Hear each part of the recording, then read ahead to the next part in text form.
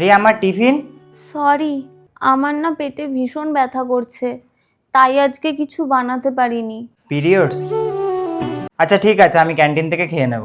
শোনো, আজকে অফিসে যাওয়াটা কি খুব জরুরি? আসলে আজকে আমার খুব ইম্পর্ট্যান্ট কাজ আছে, যেতে তো হবেই। আচ্ছা ঠিক আছে।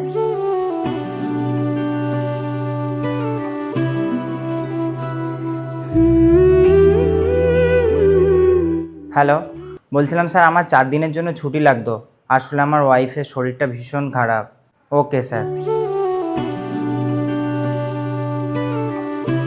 তুমি তুমি অফিস যাওনি? আরে ওসব ছাড়ো, এই নাও এইটা ধরো। ওয়াইপস? এই ওয়াইপসটার ব্যাপারে তুমিও জানো?